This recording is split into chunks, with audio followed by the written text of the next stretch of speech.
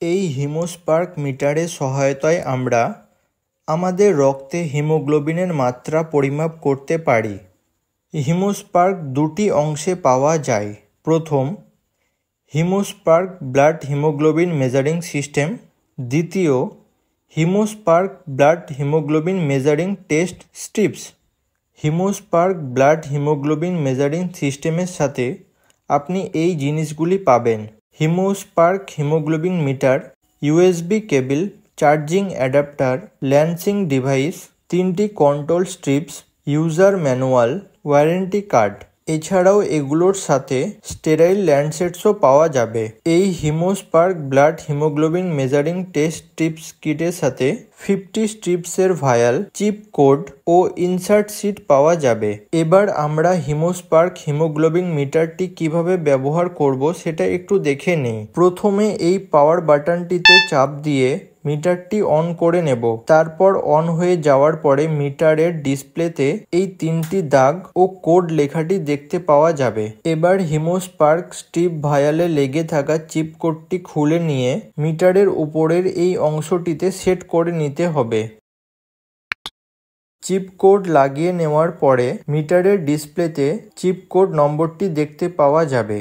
মিটারের ডিসপ্লেতে chip code number ও স্ট্রিপসের ভায়ালে থাকা চিপ কোড নম্বর সেম হওয়া দরকার। এবার এই ল্যান্ডসেটটিকে এইভাবে ল্যান্সিং ডিভাইসে লাগিয়ে নিতে হবে।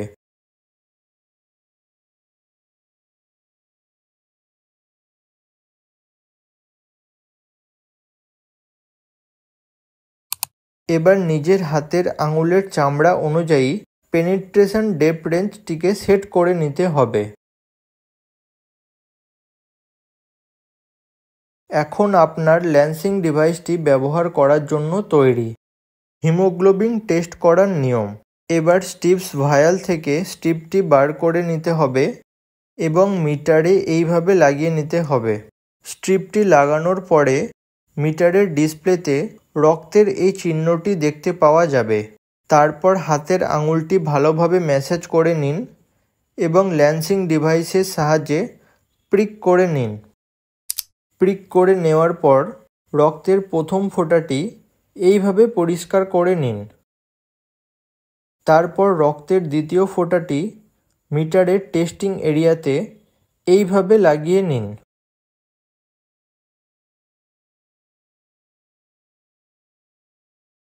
তারপর ফলাফল আসার জন্য অপেক্ষা করুন। ফলাফল চলে আসার পর স্ট্রিপটিকে বার করে ফেলে দিন।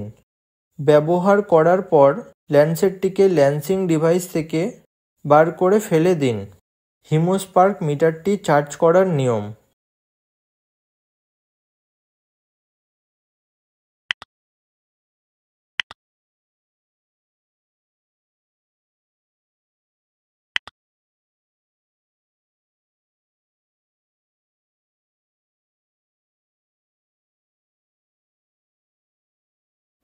এখন আমরা মিটারে তারিখ ও সময় কিভাবে সেট করতে হয় সেটি শিখব। প্রথমে মিটারটি বক্স থেকে নিয়ে পাওয়ার বাটনে ক্লিক করতে হবে। বাটনে ক্লিক করার পর মিটারের ডিসপ্লেতে 3 লাইন দেখা যাবে ও কোড চাইবে। তখন কোড আমরা এই রকম 50 স্ট্রিপসের বক্সের মধ্যে 50 স্ট্রিপসের ভায়াল ও কোডটি পাওয়া যাবে। কোডটি এই রকম হবে। এই কোডটি আমরা মিটারের ওপরের এই অংশে যখন লাগাবো তখন মিটারের ডিসপ্লেতে DAT দেখতে পাওয়া যাবে। DAT, date and time. এই ডেট অ্যান্ড টাইমটি কিভাবে সেট করতে হবে সেটা এখন দেখে নিই। এই ডেট অ্যান্ড টাইম সেট করার জন্য প্রথমে আমাদের এই সেট বাটনে ক্লিক করতে হবে। সেটিংয়ে যেতে হবে, তারপর CHE আসবে, তারপর SYS সিস্টেমটি আসবে। এবার এই সিস্টেমের ভেতরে যেতে হলে পাওয়ার বাটনে ক্লিক করতে হবে। বাটনে ক্লিক করার পরে দেখা যাবে 12 আওয়ার ফরম্যাট, 24 আওয়ার ফরম্যাট। এখন আপনার ইচ্ছে অনুযায়ী আপনি 12 আওয়ার ফরম্যাটটিও রাখতে পারেন বা 24 আওয়ার ফরম্যাটটিও ডিফল্ট রাখতে পারেন। আমি এখন এই 12 আওয়ার ফরম্যাটটি এখানে সেভ করছি। এখন এই ফরম্যাটে সেভ করার জন্য পাওয়ার বাটনে ক্লিক করে নেব। এবার মিটার আপনার কাছে চাইছে ওয়াই মানে ইয়ার বা বছর। এখন আমাদের বছরটি চেঞ্জ করতে হবে। এবার এখানে বছর দেখা যাচ্ছে 23, তো এখন বছর চলছে 24, তো এখানে ক্লিক করে 24 করে নেব এবং পাওয়ার বাটনে ক্লিক করে সেভ করে নেব। এবার মিটারে দেখাচ্ছে এম মানে মান্থ বা মাস, তো এই মান্থটিকেও কারেন্ট মান্থ হিসেবে সেট করে নিতে হবে। তারপর আবার পাওয়ার বাটনে ক্লিক করে সেভ করে নিতে হবে। ঠিক একইভাবে ডি মানে ডেটটিকেও সেট করে নিতে হবে।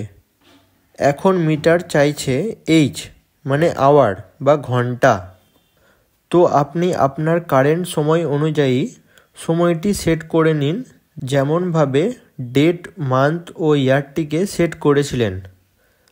তারপর পাওয়ার বাটনে ক্লিক করলে মিটারে সেট এন টু 1 দেখা যাবে। এইটা বাই ডিফল্ট অফই থাকবে, তো এইটাকে অফই রাখবেন। এবার পাওয়ার বাটনে ক্লিক করলে পরিমাপ করার ইউনিট দেখা যাবে। এখানে 3 রকমের পরিমাপের ইউনিট দেখা যাবে। প্রথম গ্রাম পার ডিএল, দ্বিতীয় গ্রাম পার লিটার, তৃতীয় মিলিমোল পার লিটার। এখন ভারতে হিমোগ্লোবিনের পরিমাপের অনুযায়ী গ্রাম পার ডিএলটিকে পাওয়ার বাটনে ক্লিক করে সেভ করে নেব। এবার মিটারে মিউজিকের মতন এই সিম্বলটি দেখতে পাওয়া যাচ্ছে। এটা যদি অন রাখেন তাহলে যখনই আপনি মিটারটি অন বা অফ করবেন তখনই একটি বিপ সাউন্ড শুনতে পাওয়া যাবে। এবার সব কিছু হয়ে গেলে সেটিং বাটনে ক্লিক করলে অটোমেটিক সব কিছু সেট হয়ে যাবে। এবার আমরা দেখব কন্ট্রোল স্ট্রিপসগুলি কিভাবে ব্যবহার করতে হয়। তো প্রথমে পাওয়ার বাটনে ক্লিক করে মিটারটি অন করে নেব।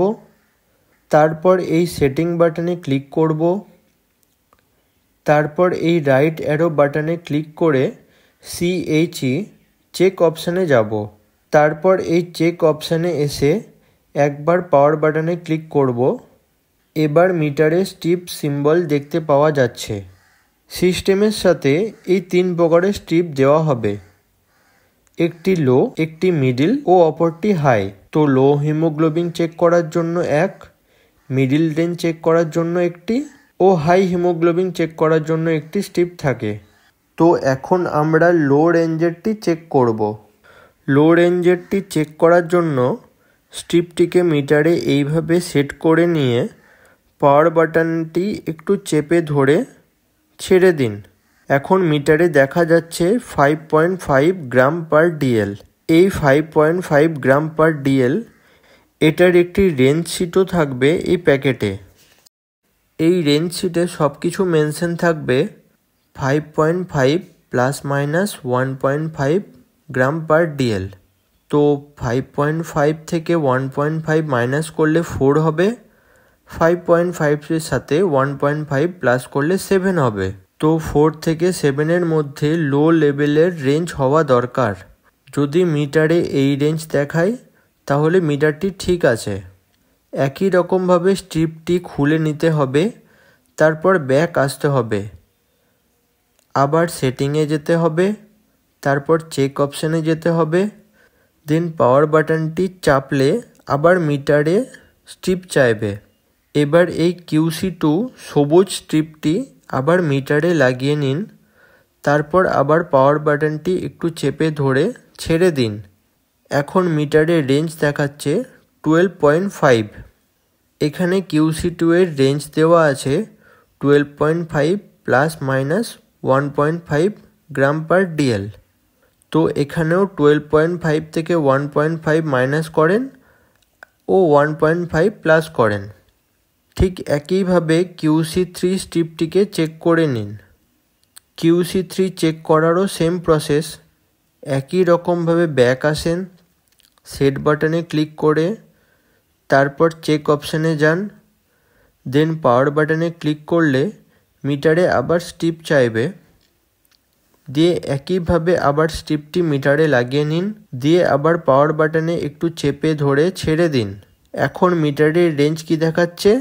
18। তো রেঞ্জ শিটে দেখে নিই রেঞ্জ কতটা থাকা দরকার। 18 প্লাস মাইনাস 1.5 গ্রাম পার ডিএল। এবার এই 18 থেকে মাইনাস 1.5 করে নিন, আবার প্লাস 1.5 করে নিন। তো মাইনাস করলে 16.5 হবে আর প্লাস করলে 19.5 হবে। তো 16.5 থেকে 19.5 রেঞ্জ হওয়া দরকার। যদি এই রেঞ্জটি মিটারে থাকে তাহলে মিটারটি ঠিক আছে। এই 3টি স্ট্রিপস কেবলমাত্র মিটারের পারফরমেন্স চেক করার জন্যই ব্যবহার করতে হয়।